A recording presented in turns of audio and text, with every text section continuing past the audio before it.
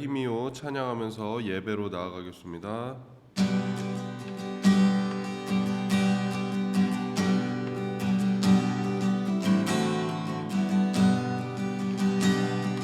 예수는 나의 힘이요 내 생명 되시니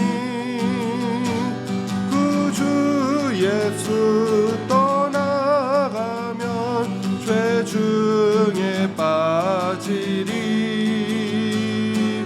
눈물이 앞을 가리고 내 맘에 근심 쌓일 때 위로하고 힘주시리 주 예수. 예수는 나의 힘이요 내 친구 되시니 그네를 간구하면 풍성히 받으리 햇빛과 비를 주시니 추수할 곡식 많도다 귀한 열매 주시는 이 주 예수. 예수는 나의 힘이요 내 기쁨 되시니 그 명령을 준행하여 늘 충성하겠네 주야로 보호하시며 바른 길 가게 하시니 귀지하고 따라갈 이 주 예수. 예수는 나의 힘이요 내 소망 되시니 이 세상을 떠나갈 때 곧 영생 얻으리 한없는 복을 주시고 영원한 기쁨 주시니 나의 생명 나의 기쁨 주 예수. 우리 시간 잠시 기도합니다. 주님만이 나의 힘이시오 주님만이 나의 능력이시오 고백하며 우리 나아가기를 원합니다. 우리가 또 기도할 때 하나님 우리의 기도를 들으시고 응답하시는 그 주님임을 우리 시간 또 의지하며 나아가기 원합니다. 할렐루야. 사랑하는 내가 충만하신 아버지 하나님 오늘도 주님만이 나의 힘이 되신다 고백합니다. 주님만이 나의 능력이며 나의 의지가 되심을 고백하며 나아갑니다. 주님이 나의 또 친구가 되시고 우리와 함께 하시며 우리의 삶을 인도하시는 그 인도자 되시는 하나님 앞에 나아갈 때 하나님 은혜를 더하여 주시고 우리의 기도를 들으시고 응답하여 주시옵고 주 안에서 새롭게 하여 주시옵소서. 하나님 은혜와 사랑에 감사드립니다. 이 시간도 주님 앞에 나왔습니다. 우리의 힘 되시고 능력 되시고 소망 되시고 의지 되시는 그 예수님께 나왔사오니 우리의 기도를 들으시고 응답하시고 하나님의 뜻대로 우리를 이끌어 주시옵소서. 예수님의 이름으로 기도드립니다. 아멘. 오늘 말씀 마가복음 11장 1절에서 19절입니다. 마가복음 11장 1절에서 19절. 그들이 예루살렘에 가까이 와서 감람산 벳바게와 베다니에 이르렀을 때에 예수께서 제자 중 둘을 보내시며 이르시되 너희는 맞은편 마을로 가라. 그리로 들어가면 곧 아직 아무도 타보지 않은 나귀 새끼가 매여 있는 것을 보리니 풀어 끌고 오라. 만일 누가 너희에게 왜 이렇게 하느냐 묻거든 주가 쓰시겠다 하라. 그리하면 즉시 이리로 보내리라 하시니 제자들이 가서 본즉 나귀 새끼가 문 앞 거리에 매여 있는지라. 그것을 푸니 거기 서 있는 사람 중 어떤 이들이 이르되 나귀 새끼를 풀어 무엇 하려느냐 하매 제자들이 예수께서 이르신 대로 말한데 이에 허락하는지라. 나귀 새끼를 예수께로 끌고 와서 자기들의 겉옷을 그 위에 얹어 놓음에 예수께서 타시니 많은 사람들은 자기들의 겉옷을 또 다른 이들은 들에서 벤 나뭇가지를 길에 펴며 앞에서 가고 뒤에서 따르는 자들이 소리 지르되 호산나 찬송하리로다 주의 이름으로 오시는 이여 찬송하리로다 오는 우리 조상 다윗의 나라여 가장 높은 곳에서 호산나 하더라. 예수께서 예루살렘에 이르러 성전에 들어가사 모든 것을 둘러보시고 때가 이미 저물매 12 제자를 데리시고 베다니에 나가시니라. 이튿날 그들이 베다니에서 나왔을 때 예수께서 시장하신지라. 멀리서 잎사귀 있는 한 무화과 나무를 보시고 혹 그 나무에 무엇이 있을까요 가셨더니 가서 보신즉 잎사귀 외에 아무것도 없더라. 이는 무화과의 때가 아님이라. 예수께서 나무에게 말씀하여 이르시되 이제부터 영원토록 사람이 내게서 열매를 따먹지 못하리라 하시니 제자들이 이를 듣더라. 그들이 예루살렘에 들어가니라.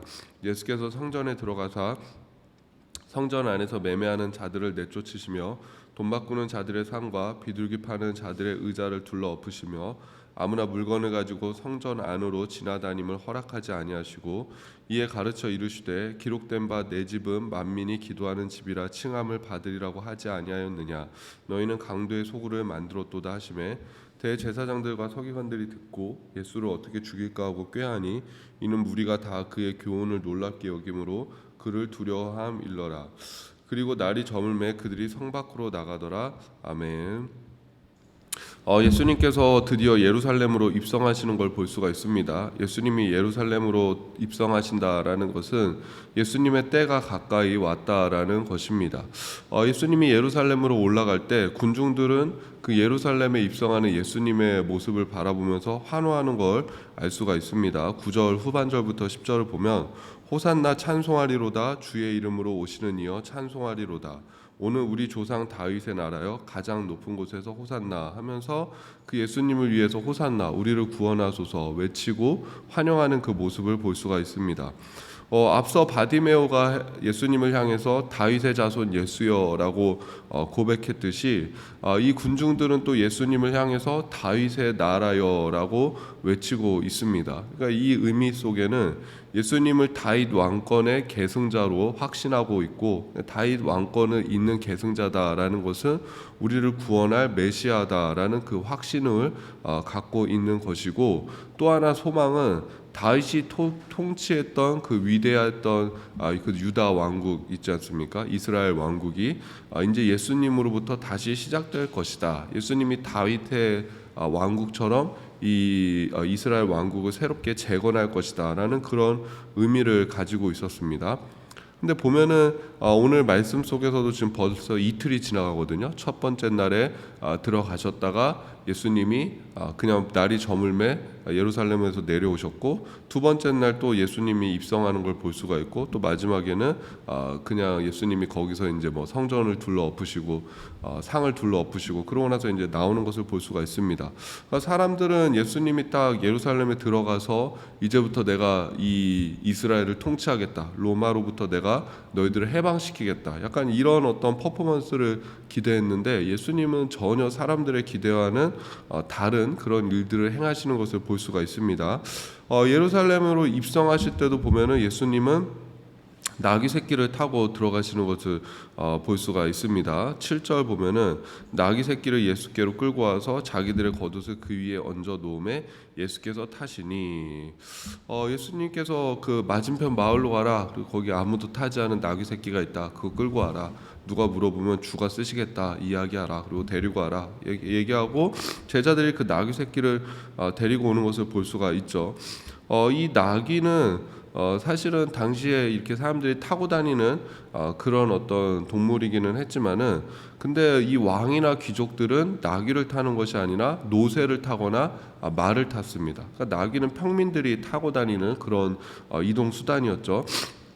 근데 주님께서는 그 중에서도 나귀 새끼를 타시는 걸 볼 수가 있습니다. 스가랴에 보면은 이 부분에 대해서 예언을 했죠. 스가랴 9장 9절 보니까는 시온에 따라 크게 기뻐할지어다 예루살렘에 따라 즐거이 부를지어다 보라 내 왕이 내게 임하나니 그는 공의로우며 구원을 베풀며 겸손하여서 나귀를 타나니 나귀의 작은 것 곧 낙이 새끼니라.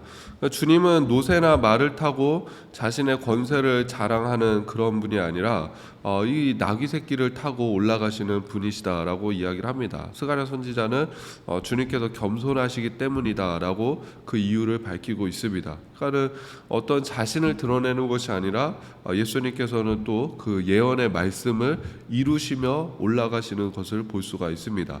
그러니까 예수님의 그 메시아로서의 정체성이 여기서 나타나는 거죠. 예수님은 예루살렘에 올라가시는 그 순간, 또 마지막에 십자가에 달려 죽으시는 그 순간까지도 자신의 어떤 야망이나 그 욕망이 아닌, 앞서 제자들이 요구했던 것은 내가 그 주님의 나라가 왔을 때 하나는 왼편에 하나는 오른편에 앉아 주십시오, 그 권력을 요구하지 않습니까?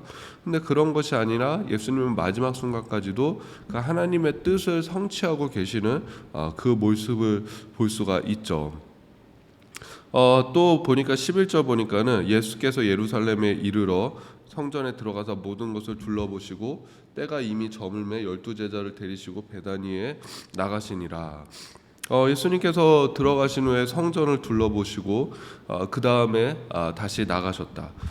그리고 나서 그 둘째 날 다시 성전으로 들어가시죠. 그때 보면은 15절 보면은 그들이 예루살렘에 들어가니라. 예수께서 성전에 들어가사 성전 안에서 매매하는 자들을 내쫓으시며 돈 바꾸는 자들의 상과 비둘기 파는 자들의 의자를 둘러 엎으시며 아무나 물건을 가지고 성전 안으로 지나다님을 허락하지 아니하시고 이에 가르쳐 이르시되 기록된 바 내 집은 만민이 기도하는 집이라 칭함을 받으리라고 하지 아니하였느냐.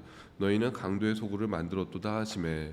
이 성전에서 돈을 바꾸고 환전을 하고 또 성전에서 이 재물들을 파는 그런 많은 일들이 있지 않았습니까?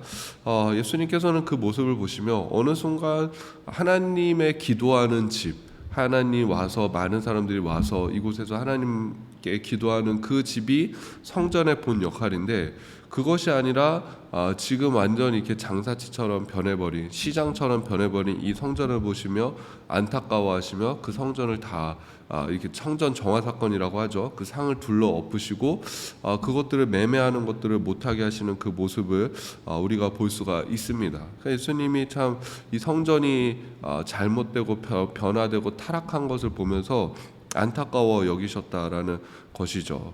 그러니까 사람들이 어떤 원했던 그런 행동과 그런 모습을 보여주지 않는 그 예수님이시고 하나님의 뜻을 오히려 이루시는 그 예수님의 모습을 우리가 볼 수 있습니다.